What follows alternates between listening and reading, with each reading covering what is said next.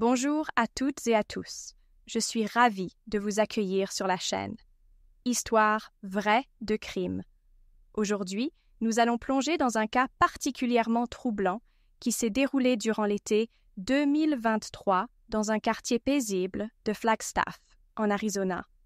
Cette affaire, connue localement comme la mort étrange d'un époux pourtant apprécié de tous, a secoué la communauté et laissé place à de nombreuses théories sur ce qui s'est réellement passé dans l'intimité d'un couple apparemment sans histoire.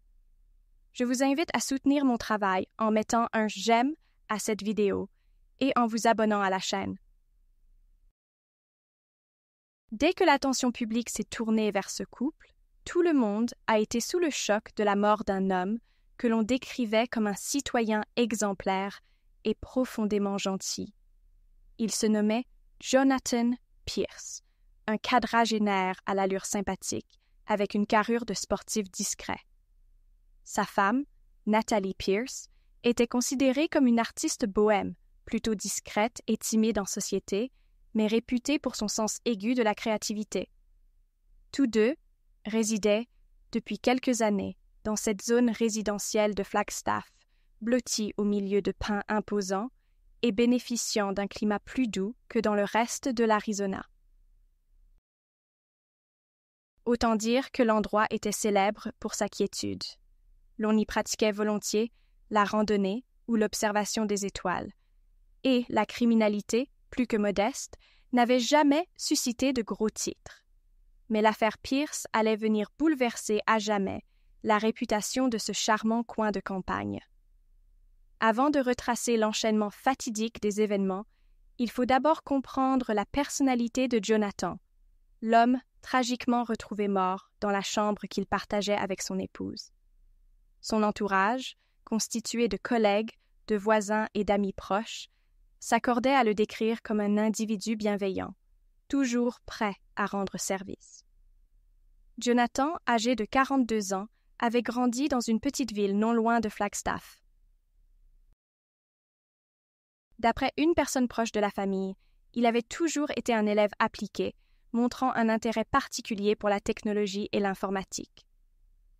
Adolescent, il s'était amusé à démonter puis remonter divers appareils électroniques, manifestant des dispositions évidentes pour les systèmes de programmation. Après le lycée, il avait rejoint une université de renom pour étudier l'ingénierie logicielle. C'était un homme passionné par son travail et il s'investissait beaucoup dans son emploi de développeur au sein d'une grande entreprise de logiciels à Phoenix, ce qui impliquait parfois des trajets un peu fatigants entre Flagstaff et la capitale de l'État. Malgré un emploi du temps chargé, Jonathan dégageait constamment un calme rassurant. On le disait souriant, épris d'équité et capable d'écouter sincèrement ses interlocuteurs. Un ancien camarade de promotion, devenu par la suite son collègue, se souvenait à quel point Jonathan se montrait chaleureux et soucieux d'aider ses partenaires à résoudre des problèmes de code. Il n'était pas rare qu'il reste tard le soir pour finaliser un projet, quitte à dormir moins, parce qu'il avait à cœur de fournir un travail impeccable. Les voisins, quant à eux, se remémoraient ce grand gaillard au sourire discret mais franc, qui saluait chaque personne qu'il croisait lors de ses promenades matinales avec son chien. On raconte même qu'il n'hésitait pas à proposer de tondre la pelouse d'un voisin âgé ou de l'aider à entretenir son jardin. Bref, Jonathan donnait l'image d'un homme bon vivant, altruiste et compétent dans son domaine. Il faut désormais parler de son épouse, Natalie Pierce, pour comprendre la dynamique de ce couple qui, de prime abord, semblait idyllique. Nathalie était âgée de 39 ans. Au premier abord, elle apparaissait menue et délicate, contrastant avec la stature imposante de Jonathan. Son style vestimentaire témoignait de son côté artistique. Elle portait souvent de longues robes éthérées et aimait ajouter des touches de couleurs un peu excentriques à sa tenue. Il n'était pas rare non plus de la voir changer régulièrement de couleur de cheveux. À l'époque des faits, elle arborait des mèches bleues qui ressortaient sur une base noire, un effet qui ne passait pas inaperçu dans leur quartier plutôt classique. Nathalie était diplômée d'une école d'art et s'était spécialisée dans la peinture, tout en s'intéressant à la photographie conceptuelle. Elle vendait ses toiles et quelques clichés lors d'expositions locales ou sur des plateformes en ligne, et donnait également des cours de dessin à domicile à des adolescents de la région. Pour quiconque avait rencontré Nathalie de façon superficielle, elle apparaissait comme une personne placide, en retrait, parfois plongée dans ses rêveries. Mais à en croire certains témoignages, une cousine éloignée ou un ancien professeur d'art, Nathalie renfermait en elle une sensibilité profonde, parfois doublée d'une intense passion créative. Son atelier, installé dans un recoin ensoleillé de la maison, révélait des peintures abstraites, souvent sombres, contrastant avec quelques photographies plus lumineuses. Selon quelques témoins, l'œuvre de Nathalie laissait entrevoir des émotions contradictoires, un univers qui pouvait sembler mélancolique tout en dégageant une forme de beauté inquiétante. Ceux qui la connaissaient plus intimement rapportaient que son mariage avec Jonathan reposait sur un équilibre certain. Lui, rationnel et terre-à-terre, elle, introspective et imaginative. Beaucoup les voyaient comme un tandem complémentaire, empreint de respect mutuel. Pourtant, on allait bientôt découvrir que la réalité s'avérerait beaucoup plus complexe. Les proches du couple mentionnaient tout de même certaines divergences. Jonathan, par exemple, consacrait énormément de temps à son travail, ce qui pouvait peser sur leur relation. Des indiscrétions de la part de quelques connaissances laissaient entendre que Nathalie lui reprochait son manque de disponibilité, son côté parfois trop rigide et méthodique, alors qu'elle aspirait à davantage de spontanéité. On racontait aussi que, depuis quelques mois, leur complicité avait perdu de sa superbe. Mais personne n'aurait imaginé que la situation pût dégénérer à ce point, ni que Jonathan pouvait se trouver en danger. Le soir, précédant la découverte du corps, selon un voisin qui avait aperçu le couple, Jonathan et Nathalie s'étaient rendus dans un restaurant local pour célébrer leur anniversaire de mariage. Rien ne laissait présager de tensions graves. Ils étaient revenus à la maison à une heure correcte, d'après cet habitant du lotissement qui avait l'habitude de regarder la télévision jusque tard dans la nuit et de jeter un œil distrait par la fenêtre. Pourtant, il était impossible de déterminer avec précision ce qui s'était passé une fois la porte de leur maison refermée.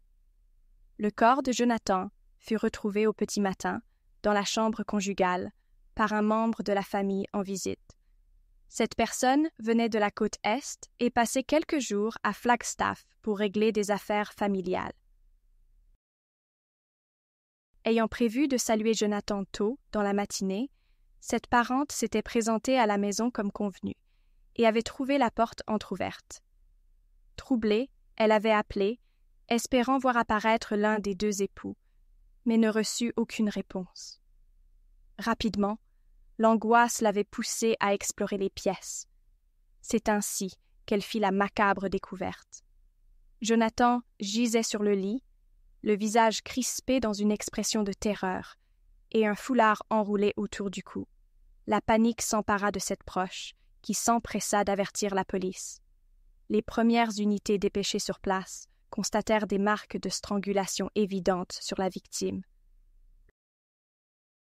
Le décor de la pièce présentait un grand lit recouvert de draps froissés, quelques coussins jetés à même le sol, et un désordre inhabituel pour ce couple réputé soigneux.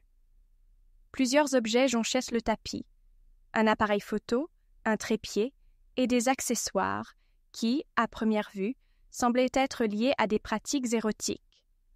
Le plus curieux résidait dans l'atmosphère dérangeante qui régnait en ces lieux, comme si quelque chose d'étrange s'y était effectivement déroulé, au-delà de la simple hypothèse d'une dispute conjugale. Lorsque les enquêteurs prirent possession des lieux, ils procédèrent aux premières constatations et, très vite, le nom de Nathalie s'imposa. Où était-elle passée? En effet, la principale intéressée restait introuvable et son téléphone portable était éteint.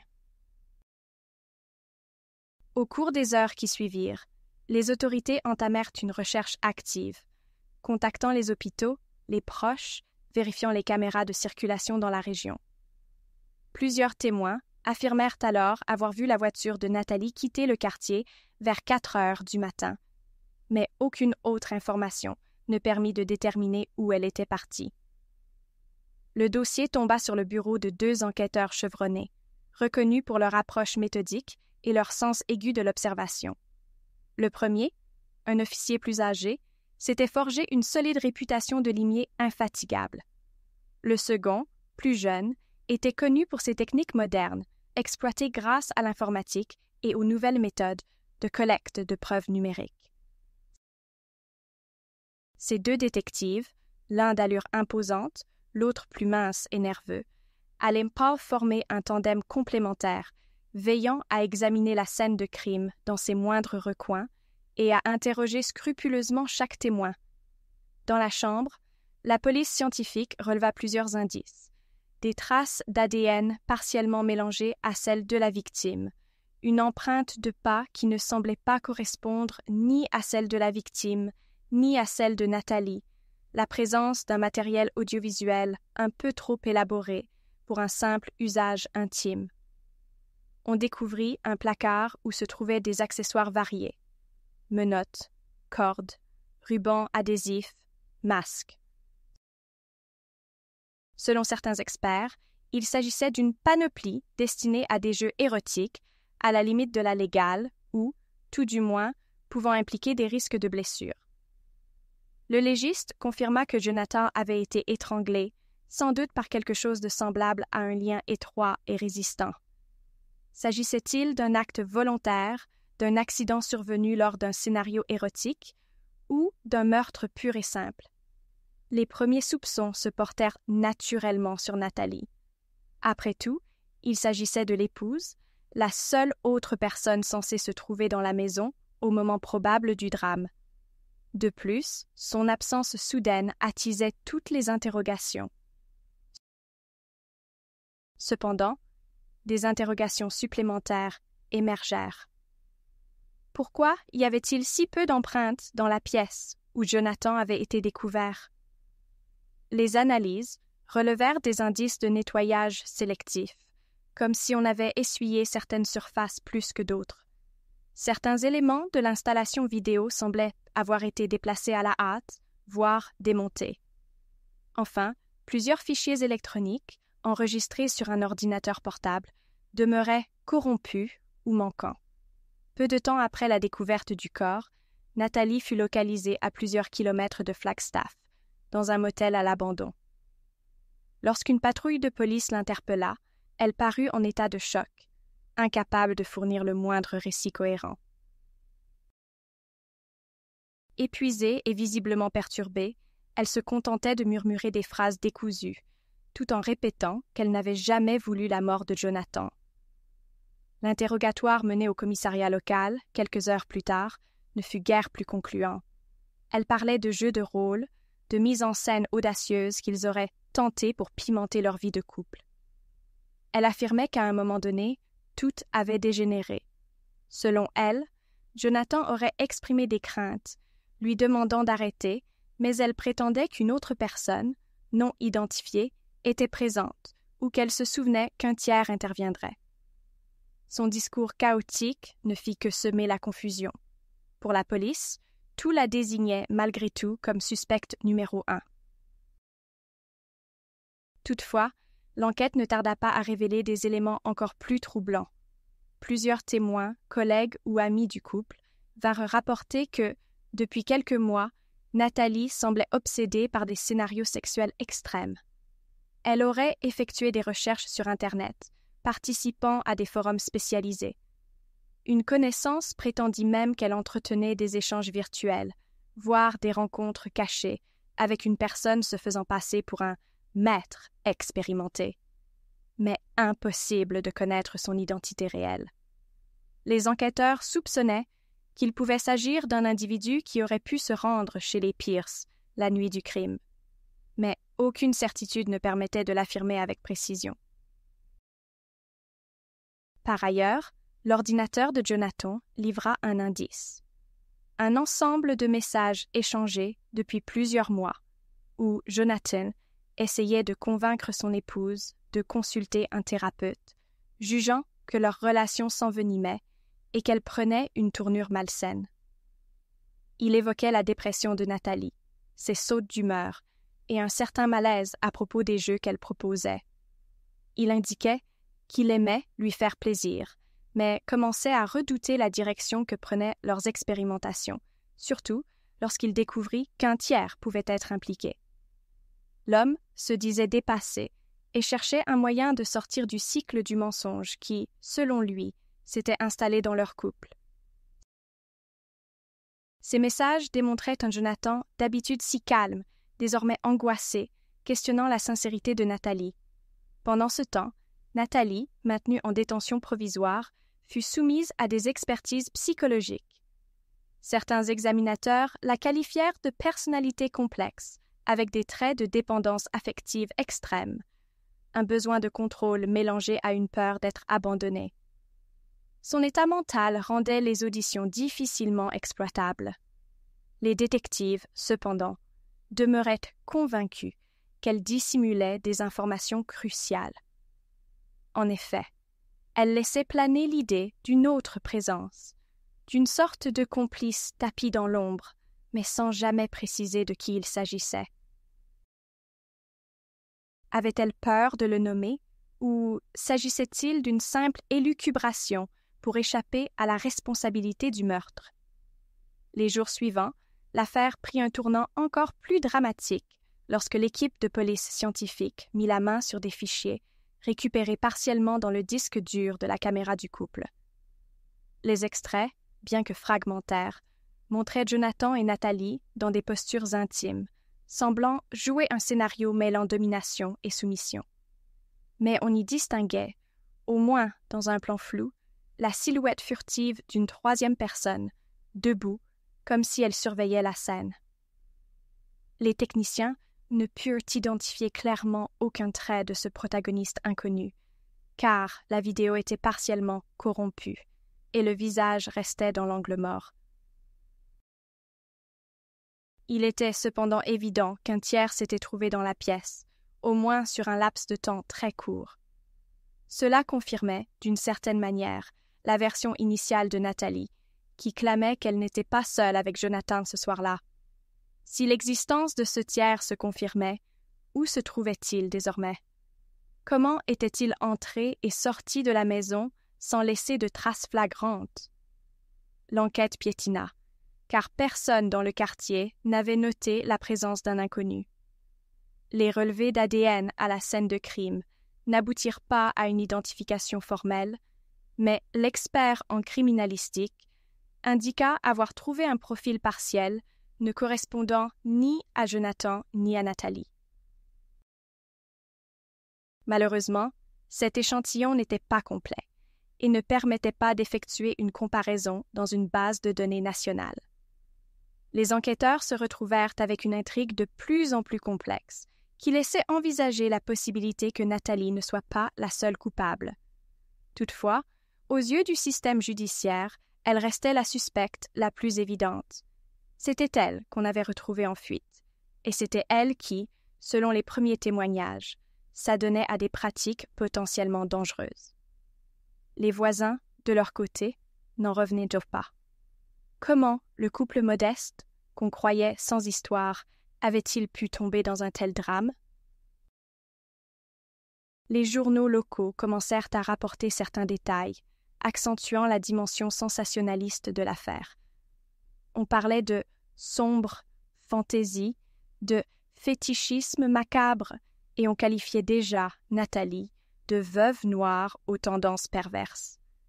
Mais dans ce torrent médiatique, quelques proches du couple témoignaient pour dire que Nathalie n'était pas une criminelle née, qu'elle avait certes des penchants artistiques, parfois dérangeants, mais que ce n'était pas forcément la preuve d'un comportement déviant. Certains affirmaient que Jonathan lui-même n'était pas irréprochable, qu'il pouvait se montrer jaloux, tout en cachant parfois des choses. Tout n'était donc pas blanc ou noir. La vérité paraissait bien plus nuancée. Au fur et à mesure que l'enquête se déroulait, des tensions internes à la police firent surface. Les deux principaux détectives, initialement sur la même longueur d'onde, se mirent à diverger. L'un pensait qu'il suffisait de charger Nathalie, assurant qu'elle s'était probablement laissée entraîner par ses obsessions, jusqu'à tuer Jonathan, peut-être à cause d'une dispute ou d'un accord malsain qui aurait mal tourné. L'autre, plus suspicieux, soutenait qu'un troisième larron était clairement impliqué. Il se fiait aux indices troublants, aux vidéos partielles, et considérait que la disparition mystérieuse de certains fichiers ne pouvait s'expliquer sans l'intervention d'une personne très avisée techniquement. Or, Nathalie n'avait pas de connaissances poussées en informatique, ce qui laissait la porte ouverte à un complice potentiellement plus expérimenté. C'est à ce moment-là que fut intercepté un courriel suspect sur la boîte de messagerie de Nathalie, parvenu au matin du drame. L'auteur, se cachant derrière un pseudonyme, y faisait référence à un rendez-vous nocturne et à des instructions particulières.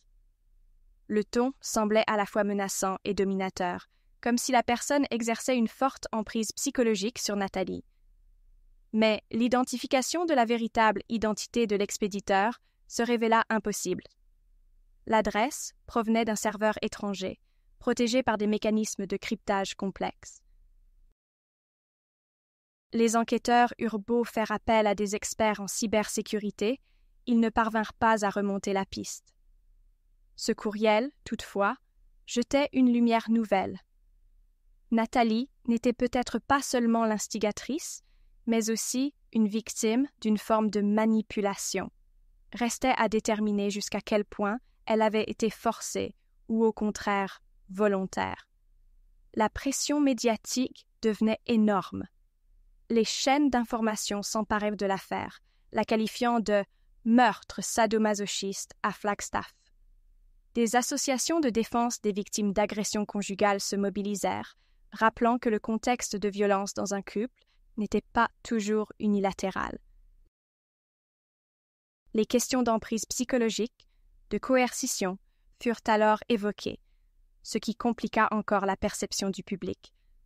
Au fil des jours, le procureur de la région finit par déposer des charges officielles de meurtre au premier degré contre Nathalie, arguant du fait qu'il existait suffisamment de preuves pour l'inculper, même si l'on ignorait encore le rôle exact d'un tiers potentiel. De leur côté, les avocats commis à la défense de Nathalie s'efforcèrent de faire valoir la thèse d'une mise en scène tragiquement dérapée et d'une manipulation insoupçonnée par un individu dont on ignorait tout. Lorsque l'heure du procès arriva, la tension monta d'un cran. Les audiences furent publiques et attirèrent beaucoup de curieux, des journalistes, des partisans de différentes causes. Le parquet présenta d'emblée un portrait accablant de Nathalie, décrivant une épouse frustrée et obsédée par l'idée de pimenter sa vie sexuelle au point de jouer avec la vie de Jonathan. L'accusation exhiba des extraits de discussions où Nathalie se vantait sur un forum anonyme de « nouvelles expériences » et souligna le fait qu'elle avait quitté les lieux en catastrophe, laissant Jonathan mourir sans appeler les secours. Ils insistèrent aussi sur le fait qu'aucune preuve tangible n'établissait clairement la participation active d'un tiers lors du moment fatidique. Les fragments de vidéo restaient des flous, sans compter la possibilité que ce soit simplement l'ombre de Nathalie elle-même. Quant à l'échantillon d'ADN partiel, l'accusation argua qu'il pouvait dater d'une ancienne visite d'amis ou d'inconnus. La défense, pour sa part, visa à montrer le manque de certitude dans le déroulement des faits. Elle mit en avant la fragilité psychologique de Nathalie, son état de confusion, et l'idée qu'elle s'était fait embarquer dans un cercle de pratiques extrêmes, orchestré par un individu plus calculateur. Les avocats cherchèrent à amener des témoins pour évoquer la présence potentielle de ce tiers la nuit du crime, bien qu'aucun d'entre eux n'ait pu l'identifier formellement. La défense insista aussi sur le fait que Jonathan lui-même semblait inquiet avant l'incident, cherchant de l'aide et craignant que la situation lui échappe. Selon la défense, tout indiquait que Nathalie n'avait pas la maîtrise totale de la situation. Pourquoi aurait-elle soudainement effacé des fichiers vidéo compromettants si elle n'était pas, au fond, sous l'influence de quelqu'un de plus manipulateur? Des spécialistes de la psychologie humaine, appelés à la barre, se contredirent parfois. Certains décrivaient Nathalie comme une personnalité pathologique capable de violence. D'autres soulignaient une vulnérabilité à l'emprise. Les détectives, de leur côté, exposèrent la montagne d'indices, reconnaissant qu'il subsistait des zones d'ombre, mais maintenant que l'explication la plus simple demeurait celle d'une épouse responsable directement ou indirectement de l'homicide de son mari. En effet, les relevés téléphoniques, les témoignages et les vidéos, même fragmentaires, pointaient quasi exclusivement vers Nathalie, faute d'éléments concrets pour identifier un second complice. Cette incertitude laissa place à un procès houleux, où chaque camp tenta de faire vaciller la thèse de l'autre. Au moment des plaidoiries finales, le procureur insista sur la nécessité de protéger la société de ce genre de crime, arguant que l'appât d'adrénaline et de fantasmes destructeurs n'excusait pas un homicide. La défense, quant à elle, tenta de faire naître le doute. Pourquoi un homme aussi calculateur que Jonathan aurait-il accepté d'aller si loin si ce n'était pas sous la pression d'un contexte qu'il ne maîtrisait plus? Et pourquoi Nathalie se serait-elle donné la peine de tout effacer si elle n'était pas elle-même terrorisée par l'autre acteur de ce drame? Malheureusement, la balance pencha en faveur du ministère public. Après plusieurs jours de délibération, le jury déclara Nathalie coupable de meurtre au premier degré. La sentence fut dure, une lourde peine de réclusion, sans possibilité de libération conditionnelle avant de très longues années. Le verdict ne mit pas un terme à toutes les interrogations. En effet, de multiples questions demeurent sur ce mystérieux individu, cette silhouette perçue furtivement dans les vidéos, et sur les possibles manipulations numériques qui auraient pu dissimuler son identité. Certaines rumeurs courent dans le milieu des enquêteurs privés.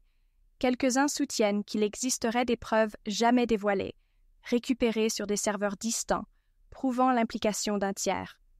Néanmoins, sans éléments tangibles, l'affaire fut classée au niveau officiel, avec Nathalie seule reconnue coupable. Un sentiment amer plane. Beaucoup se disent que la vérité sur les derniers instants de Jonathan a peut-être été enterrée avec la condamnation hâtive de son épouse. Après le procès, la petite communauté de Flagstaff se montra divisée. Certains habitants jugeaient la peine bien méritée, considérant qu'on ne pouvait pas se livrer à des pratiques potentiellement mortelles sans assumer la responsabilité de ses actes.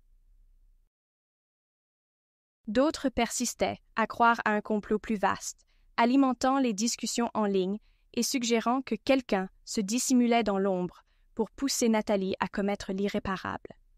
De fait, le rappel de tous ces éléments, les courriels d'un mystérieux slam, maître, la vidéo corrompue, l'ADN non identifié, nourrissait un sentiment d'inachevé. Et pour la famille de Jonathan, demeurée dans un chagrin infini, ce sombre mystère venait se superposer à la douleur de la perte. Il continuait de s'interroger. Quel était le rôle exact de Nathalie? Jonathan s'était-il lui-même laissé happer par un désir inconnu? Ou bien avait-il été piégé? Le temps a passé, mais le souvenir de Jonathan et Nathalie hante encore les récits de Flagstaff. Certains riverains refusent de prononcer le nom du couple, comme si cela éveillait des craintes enfouies. D'autres relatent les faits à la moindre occasion, enjolivant ou dramatisant les détails à leur guise. Depuis sa cellule, Nathalie aurait tenté de faire appel, faisant valoir une nouvelle expertise, censée confirmer la présence d'un individu tiers dans la chambre. Les procédures se montrent longues et hasardeuses, sans garantie de succès. Il se murmure qu'elle aurait enfin dévoilé l'identité ou au moins un indice qui permettrait de débusquer cette personne, mais rien n'a jamais émergé officiellement. Pour le système judiciaire, l'affaire est close, l'accusé purge sa peine et le chapitre est censé être refermé. Pourtant, comme dans beaucoup d'histoires de crimes réels, un doute persistant et dérangeant résiste à tout classement. En toile de fond, cette tragédie a laissé une empreinte durable. Elle rappelle combien il peut être périlleux de s'aventurer dans des zones grises, là où la confiance mutuelle et la transparence sont essentielles, et combien le secret peut se révéler destructeur. Les tensions conjugales, lorsqu'elles sont tues et que personne ne cherche de l'aide au bon moment, peuvent conduire à des situations extrêmes. Ce cas illustre également la difficulté de l'appareil judiciaire à gérer des affaires où la preuve matérielle s'enchevêtre avec des éléments psychologiques, des manipulations virtuelles et des questions éthiques. Les avocats de la défense ont tenté d'éclairer la cour sur la pression invisible que Nathalie subissait peut-être. L'accusation, quant à elle, soulignait qu'on ne pouvait disculper quelqu'un uniquement sur la base d'une hypothétique influence extérieure. Il est aussi important de considérer le rôle de la communauté. Les voisins, toujours prompts à juger de l'extérieur, n'ont pas forcément remarqué les signaux d'alerte qui auraient pu apparaître au fil des mois. Crises étouffées, disputes, comportements suspects. L'étalage de la vie intime du couple dans la sphère publique a également fait surgir un voyeurisme malsain, où chacun spéculait sur les moindres détails, alimentant rumeurs et médisances. Cet engouement médiatique a parfois favorisé des raccourcis ou des stigmatisations. Le fait que Nathalie ait eu des penchants artistiques sombres et des envies de jeux érotiques plus risquées ne fait pas d'elle une criminelle en soi, mais dans la logique simpliste de certains tabloïds, c'était déjà un motif de condamnation. Enfin, le chagrin de la famille de Jonathan reste indescriptible. Ses parents, des gens humbles qui habitaient non loin de là, ont dû faire face à la perte brutale de leur fils unique, tout en gérant le flux d'informations effrayantes sur l'intimité de leur enfant. Ils demeurent convaincus que l'affaire n'a pas révélé tous ses secrets. Ils se disent persuadés que Jonathan n'aurait jamais cautionné un jeu au point de risquer sa vie volontairement. Ils se sont heurtés à une réalité cruelle. Dans un procès pénal, si la charge de la preuve ne suffit pas à désigner clairement un autre coupable, la condamnation d'un suspect demeure la solution retenue.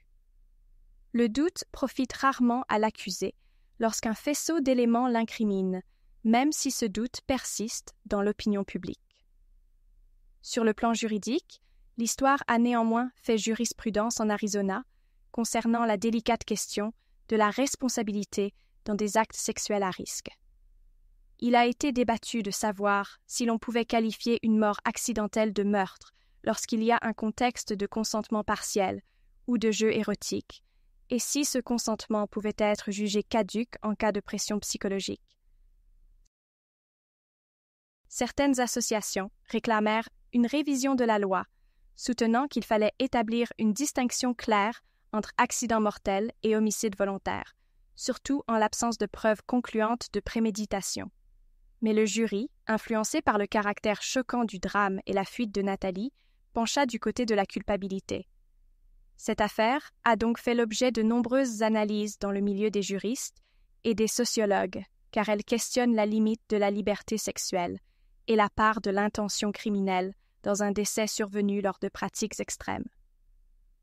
Au fil du temps, la vie a repris son cours dans le quartier tranquille de Flagstaff, même si l'épisode macabre plane comme une ombre difficile à dissiper. La maison où Jonathan et Nathalie vivaient a été mise en vente. Des acheteurs potentiels, informés de la tragédie, ont souvent renoncé, effrayés par la sinistre réputation du lieu. Finalement, un nouveau propriétaire a décidé de la rénover entièrement, abattant des murs, refaisant les pièces. Il espère que cela suffira à chasser les échos d'un passé trop lourd. Les habitants, quant à eux, ont fait de cette histoire un exemple à ne pas oublier, répétant aux nouveaux venus que même dans une petite ville calme, de terribles secrets peuvent se dissimuler derrière les volets bien fermés. Certains curieux continuent de mener une sorte d'enquête parallèle, échangeant des théories sur des forums spécialisés. Quelques-uns croient fermement en l'existence d'un manipulateur qui s'en serait sorti indemne. D'autres soupçonnent Nathalie d'avoir tout planifié et d'avoir voulu brouiller les pistes, au point de s'inventer un complice imaginaire. D'autres encore estiment qu'il s'agit d'un tragique accident, gonflé par le sensationnalisme médiatique. Les avis divergent et se contredisent, sans qu'aucune preuve nouvelle ne vienne les départager. C'est précisément cet aspect qui fait de l'affaire Pierce un récit fascinant et macabre, se nourrissant autant de faits tangibles que de spéculations impossibles à vérifier. Personnellement, je reste convaincue que même au cœur des histoires les plus sombres, il peut exister un faisceau d'indices qui mériterait d'être examiné encore et encore. J'ai toujours pensé qu'il était rare, dans les affaires criminelles, que tout soit entièrement clair et net. Les motivations, les émotions, la fragilité psychologique, la peur du scandale, tout cela se mêle et brouille la frontière entre la vérité et le mensonge. L'affaire Pierce en est une illustration frappante, un mélange de manipulation, de secret, de passion et de détresse silencieuse. Malheureusement, Jonathan a payé de sa vie, et Nathalie croupit derrière les barreaux, condamnée pour un crime dont elle clame encore ignorer les causes exactes. Sera-t-elle jamais libérée?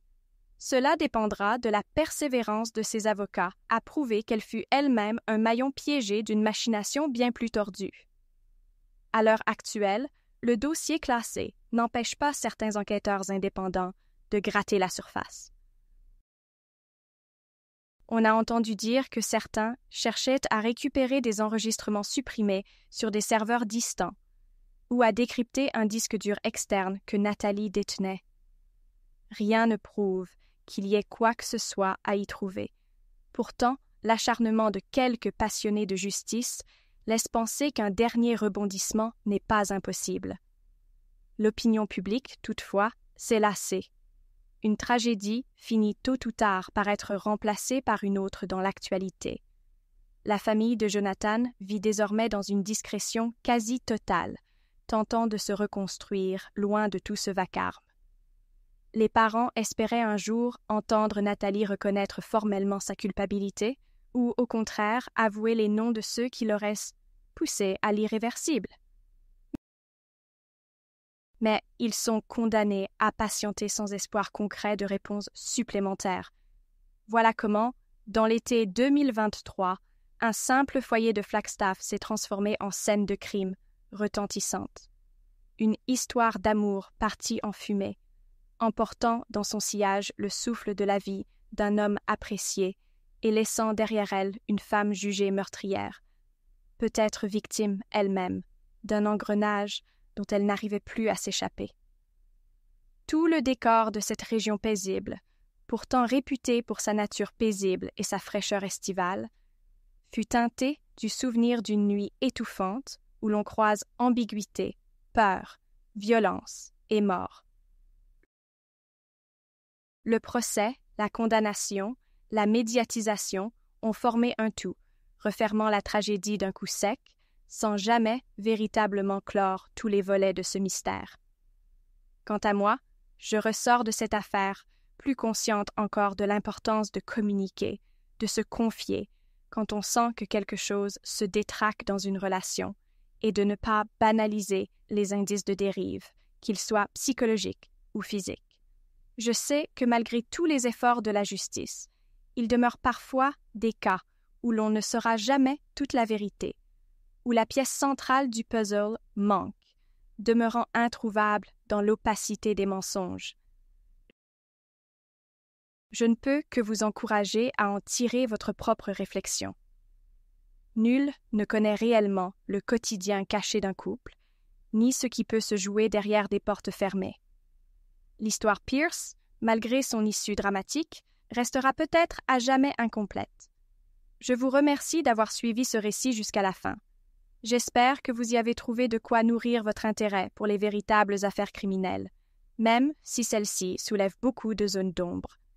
Je vous invite à poursuivre l'aventure sur la chaîne.